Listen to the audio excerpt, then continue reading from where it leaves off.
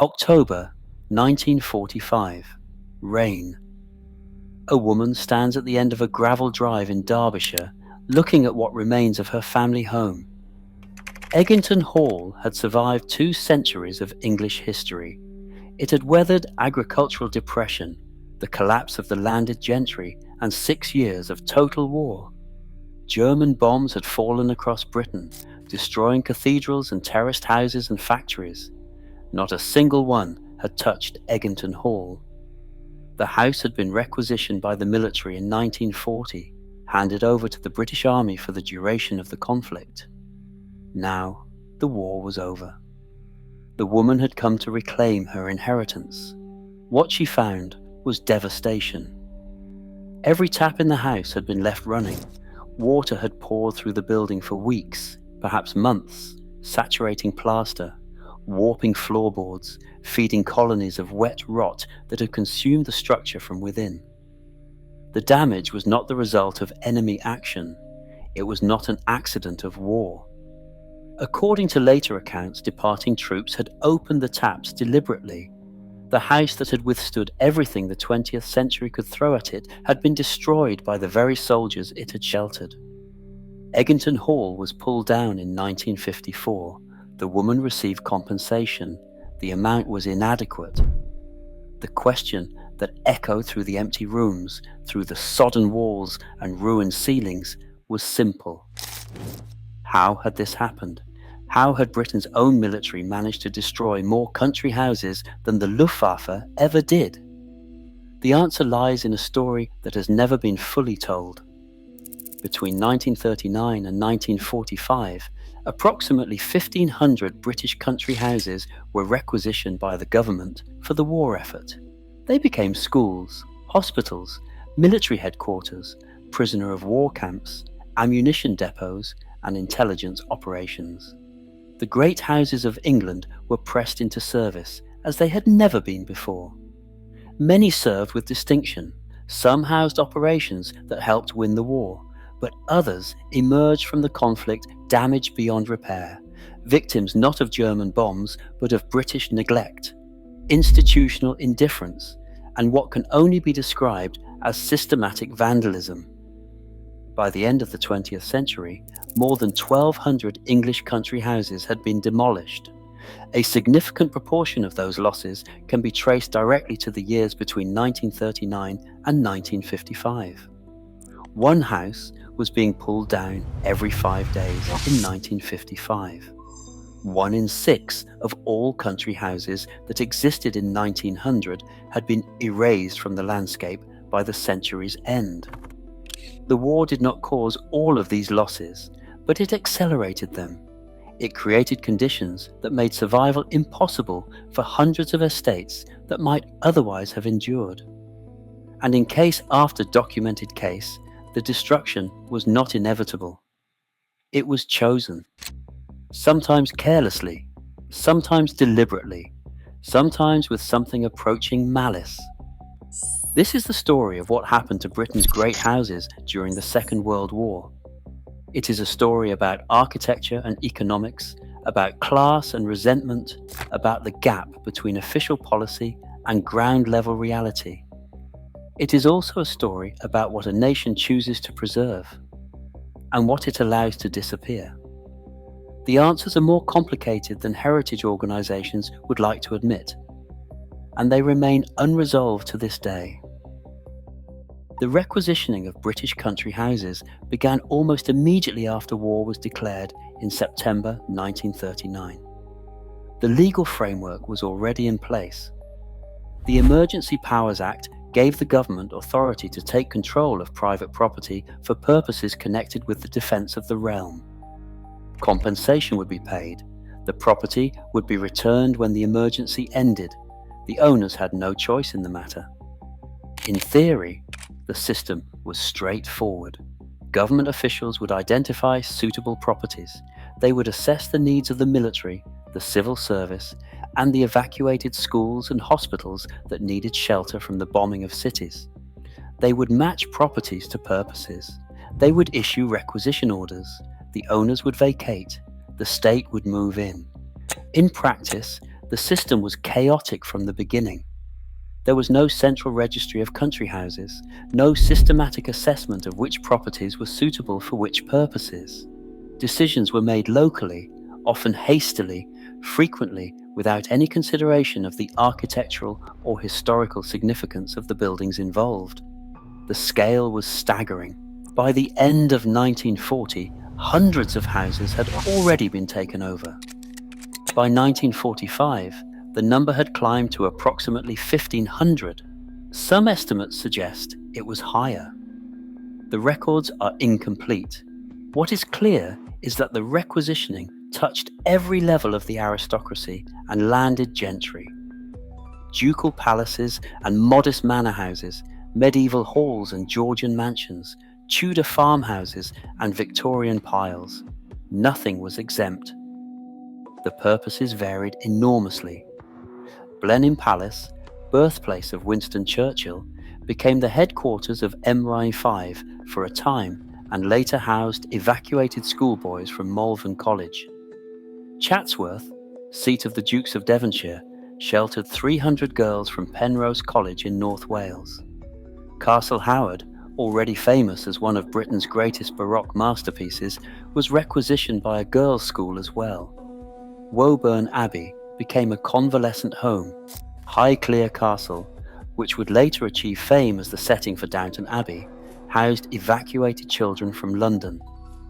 At the other end of the spectrum, Bletchley Park became the home of the Government Code and Cipher School, where the breaking of the Enigma Code would help determine the outcome of the war. Hugh Hendon Manor, once home to Benjamin Disraeli, was taken over by the Air Ministry and given the code name Hillside. 100 people were stationed there, including RAF personnel and civilian artists who created detailed target maps for Bomber Command.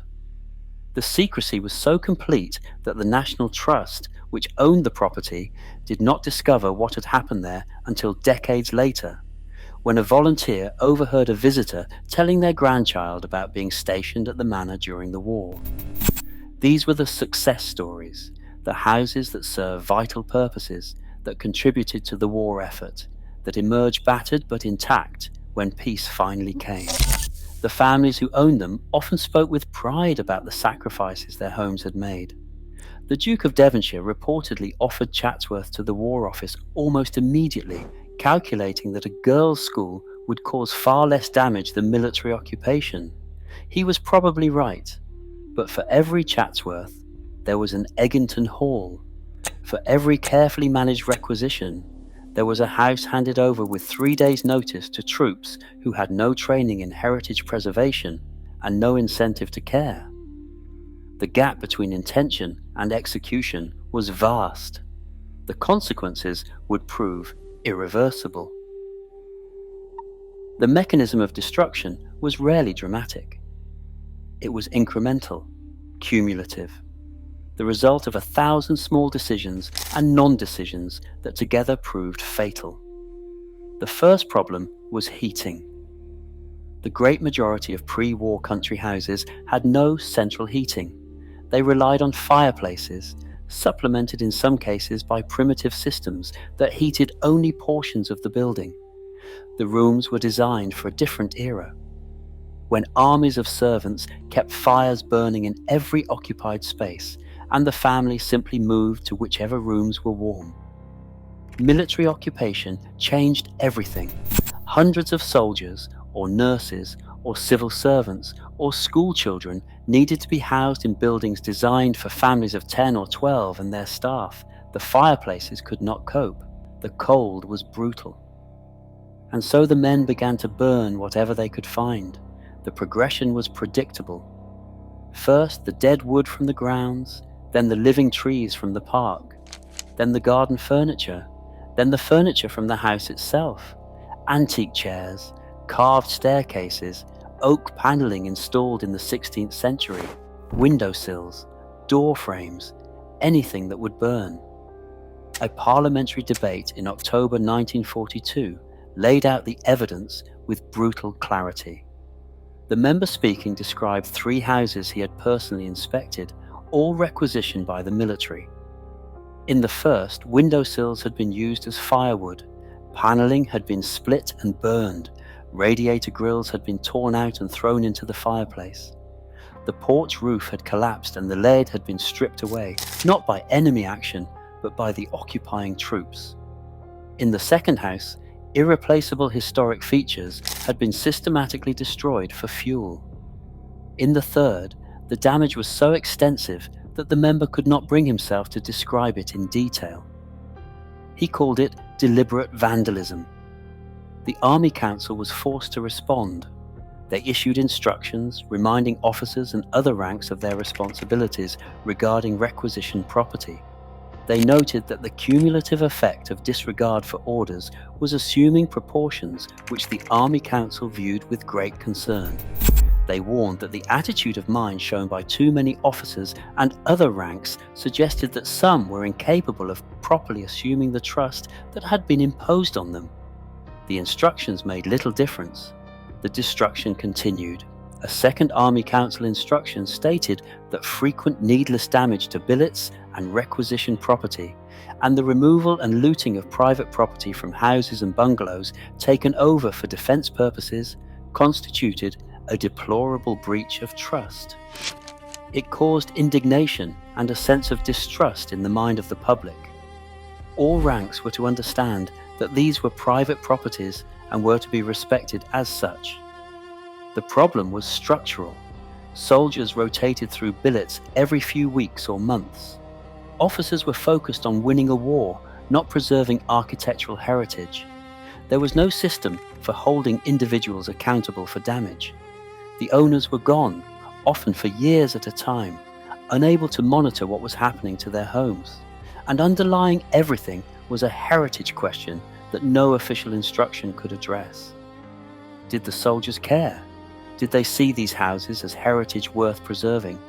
Or did they see them as symbols of a class system that had sent their fathers to die in the trenches and was now sending them to die on the beaches of Normandy? The evidence suggests the answer was complicated. In some cases, troops treated requisitioned houses with genuine respect. They understood they were guests in someone else's home. They followed orders. They minimized damage. In other cases, the destruction appears to have been deliberate. Troops left every tap running. Troops fired live ammunition inside historic rooms. There were troops who threw hand grenades into greenhouses for entertainment. The line between neglect and vandalism was often impossible to draw. What is certain is that the military occupation of Britain's country houses created conditions that would prove fatal for hundreds of them. The damage was not repaired during the war. There was no money, no materials, no labour to spare. By the time peace came, many houses were beyond saving. The rot had set in. The roofs had failed. The costs of restoration exceeded the resources of families already impoverished by death duties and agricultural decline. The requisition that was supposed to last for the duration had become a death sentence. The daily reality of requisitioned houses varied enormously depending on their assigned purpose.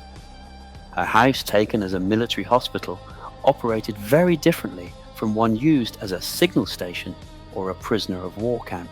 But certain patterns emerged across all categories. The scale of occupation typically far exceeded anything the buildings were designed to accommodate. Houses built for families of about a dozen, with staff of 30 or 40, suddenly housed hundreds of occupants. Corridors designed for the passage of ladies in evening dress became thoroughfares for boots and equipment. Drawing rooms became dormitories. Kitchens designed to serve intimate dinner parties were expected to feed battalions. The infrastructure could not cope. Plumbing systems installed in the Victorian era, if they existed at all, failed under the strain of constant use. Electrical systems, equally antiquated, proved inadequate. Drainage backed up. Cesspits overflowed. The problems compounded. Water damage led to rot. ROT weakened structures. Weakened structures became unsafe. Unsafe buildings required emergency repairs that were never properly executed because no one was responsible for long-term maintenance. The staff who had kept these houses functioning for generations were gone. The butler who knew exactly how much coal each fireplace required was serving in North Africa. The housekeeper who understood the building's quirks and vulnerabilities was working in a munitions factory. The gardeners who maintained the grounds were dead on the beaches of Dunkirk. Their knowledge, accumulated over decades, vanished with them. The military replacements had no equivalent expertise. They had other priorities. They were fighting a war. The preservation of cornices and plasterwork was not among their concerns. Some houses fared better than others based purely on the character of their commanding officer. A commanding officer who appreciated architecture might enforce standards of care. One who did not might allow his men to do as they pleased. The results could diverge dramatically between neighbouring estates with identical requisition terms. Luck played an enormous role. Chance determined whether a house received troops who would treat it gently or troops who would gut it. The owners, scattered across the country or serving overseas, had almost no ability to influence outcomes. They received reports, sometimes accurate, sometimes not. They filed complaints that disappeared into bureaucratic labyrinths. They waited and hoped and calculated the mounting costs that would confront them when the war finally ended. The compensation system was supposed to make owners whole. It did not. Payments were delayed for years. Assessments were disputed. The gap between claimed losses and approved payments could be enormous. One owner submitted detailed documentation of the damage totaling thousands of pounds.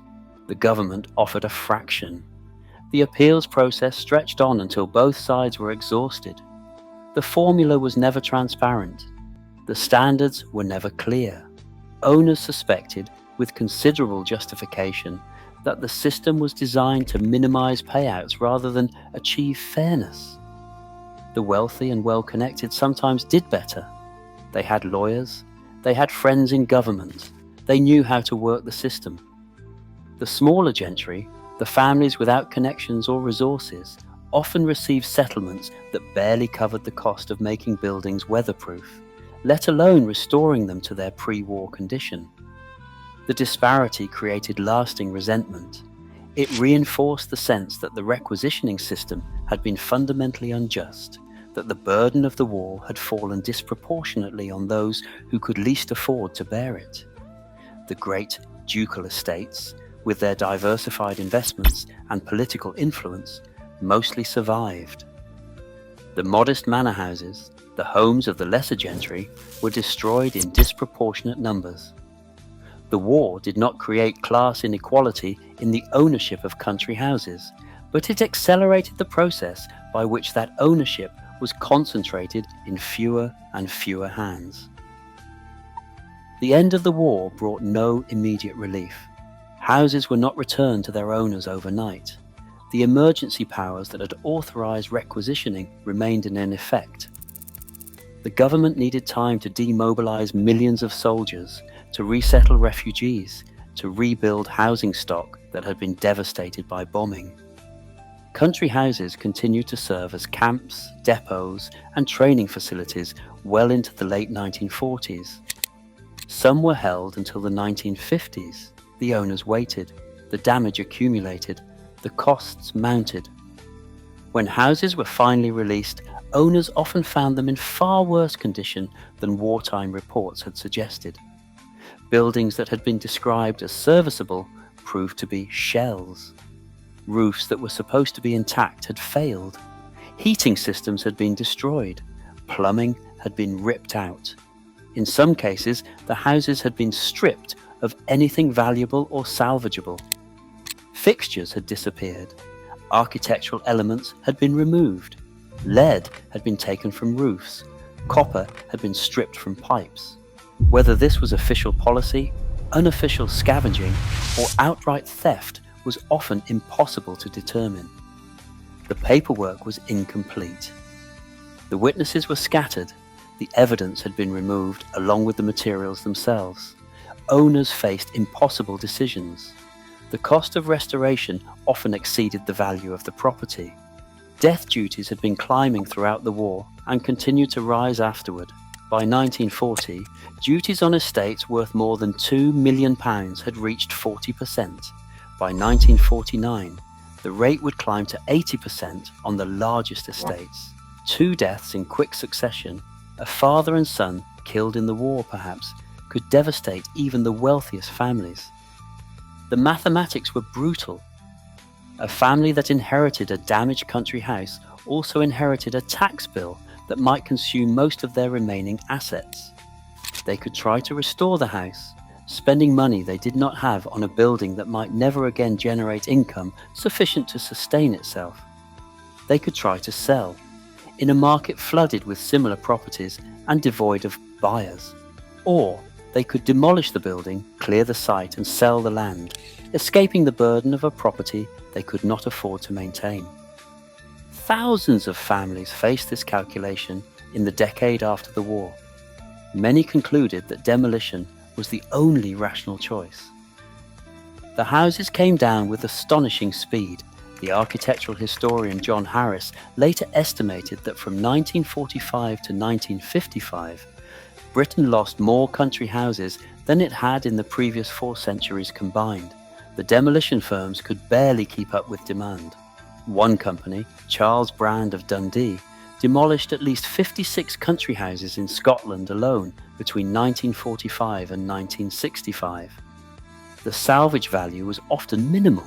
Stone that had taken craftsmen months to carve sold for pennies. Timber that had seasoned for centuries was burned as firewood. Fixtures that had been installed by master craftsmen were sold as scrap. Some elements were saved. Fireplaces ended up in suburban houses. Staircases were transplanted to hotels and restaurants. One room from Bowood House, a Robert Adam interior, was somehow preserved and now resides on the 11th floor of the Lloyd's building in the City of London, an aristocratic ghost in a steel and glass tower. But these salvage fragments were exceptions. The vast majority of demolished houses simply vanished. Their materials were dispersed, their gardens overgrown, their parks subdivided for development. Within a generation, it became difficult to believe they had ever existed. The sites were marked only by unexplained avenues of trees leading nowhere, by ornamental lakes with no houses to reflect, by stable blocks repurposed as private residences. The great halls and drawing rooms and galleries had become parking lots and housing estates and, in at least one case, a motorway service station. The destruction was not universal. Many houses survived. Some emerged from the war stronger than they had entered it, their owners having used the compensation payments to make improvements that would otherwise have been impossible. The houses that had been requisitioned by schools often fared best. Schoolboys and schoolgirls, supervised by teachers, caused less damage than soldiers. The educational institutions sometimes made improvements at their own expense. Relationships developed between schools and owners that lasted for decades. But these success stories could not obscure the scale of loss. By one estimate, Britain lost more irreplaceable architectural heritage between 1945 and 1975 than it had lost to the Luftwaffe during 6 years of total war. The German bombs had destroyed many buildings, but they had destroyed them visibly, dramatically, in ways that generated sympathy and support for reconstruction. The country house losses were different. They happened quietly, one property at a time, in villages and counties far from the national media. They happened to a class of owners who had lost much of their political and cultural influence. They happened in an era when Victorian and Edwardian architecture was unfashionable, when modernism was ascendant, when the past was something to be overcome rather than preserved. Public opinion was not on the side of the aristocracy. The landowners, who had sent working-class men to die in 2 world wars, could expect limited sympathy when their houses crumbled. The servants who had sustained the country house system had found better opportunities in factories and offices. They were not coming back. The agricultural labourers who had worked the estates had moved to cities. They were not coming back either. The economic foundation on which the country house had rested for centuries had been swept away. The requisitioning and its aftermath merely accelerated a collapse that was already underway. What might have been a gradual decline, managed over generations, became a catastrophic implosion compressed into a single decade. The houses that should have had time to adapt, to find new purposes, to transform themselves into the heritage attractions and wedding venues of the 21st century, were bulldozed before anyone could develop alternative visions for their futures. The waste was immense. Not just of architectural heritage, though that alone would be significant, but of craftsmanship that could never be replicated, of knowledge embedded in buildings that had evolved over centuries, of connections between families and places and communities that had shaped English life for generations. All of it erased. All of it unnecessary. The war did not destroy these houses. Decisions destroyed them. The decision to requisition without adequate safeguards, the decision to compensate without adequate funding, the decision to maintain punitive death duties while the economy was still recovering, the decision to value military convenience over architectural preservation, the decision made thousands of times by thousands of individuals that these buildings did not matter enough to save. Those decisions were not inevitable. Other countries made different choices. France invested heavily in the restoration of its chateau after the war. Germany rebuilt castles that had been reduced to rubble.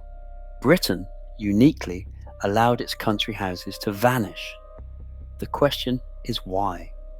The answer involves economics and class politics, changing tastes and institutional indifference. It involves a nation exhausted by war, focused on building a welfare state, uninterested in preserving the symbols of a social order that seemed to belong to the past. It involves a failure of imagination, an inability to see that these buildings might have value beyond their association with aristocratic privilege.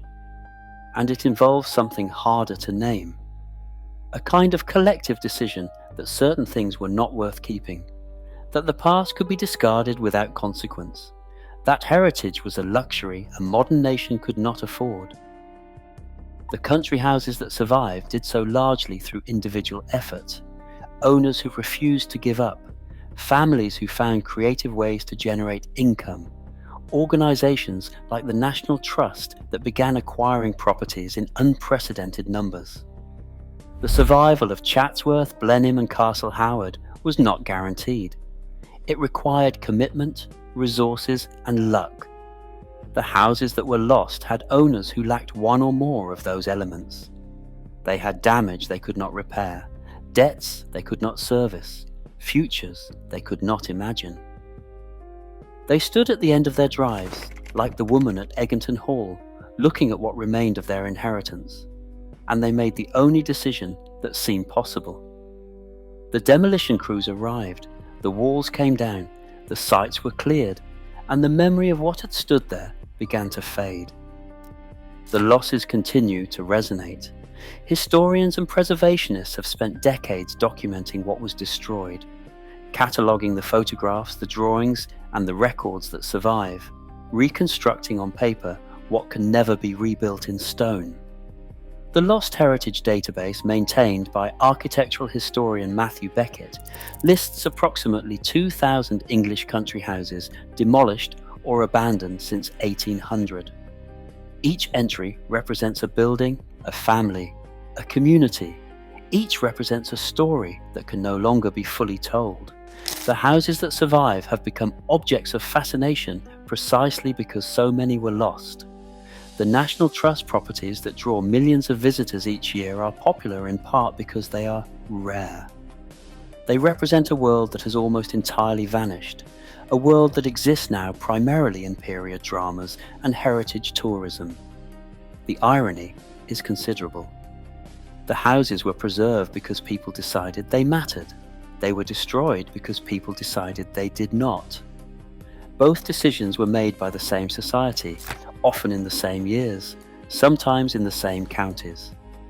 The line between survival and destruction was never as clear as it might seem in retrospect.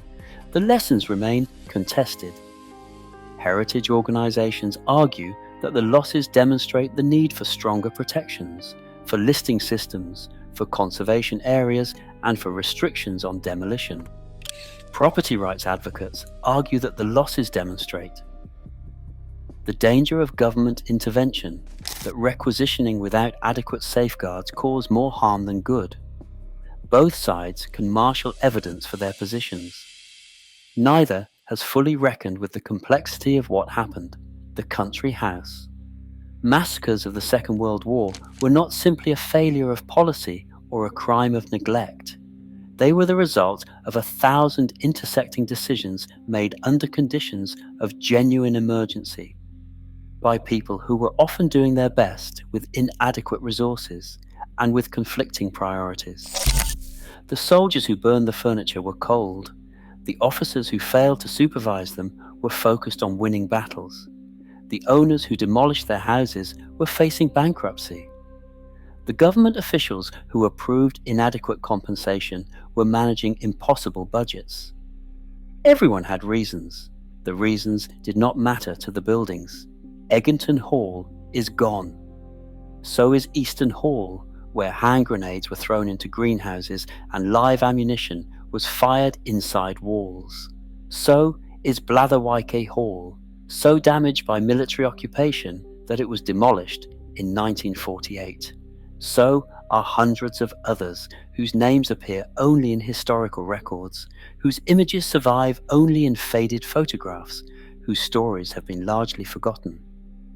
The woman standing in the rain at the end of the drive, looking at the ruins of her family home, represents something larger than a single loss. She represents a generation that inherited buildings their society could not maintain.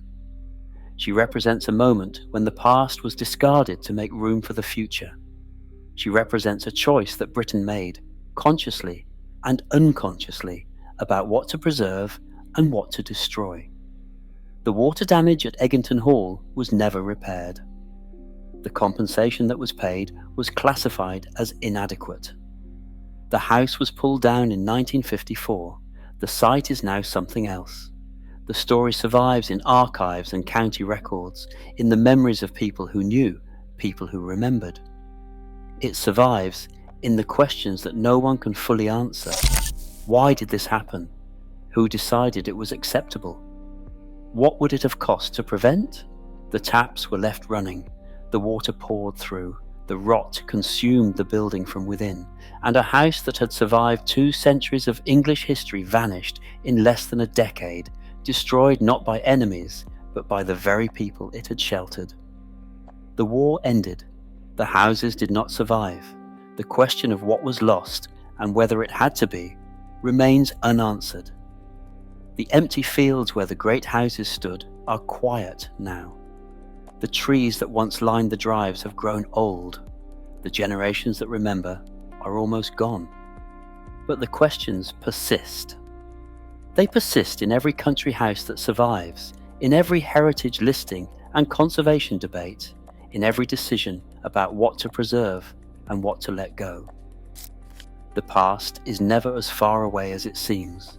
The choices made in one generation echo in the next. The water damage spreads. The rot sets in. The buildings that seemed eternal prove to be as fragile as anything else. The woman at the end of the drive is still standing there in a sense, still looking at what remains, still asking why.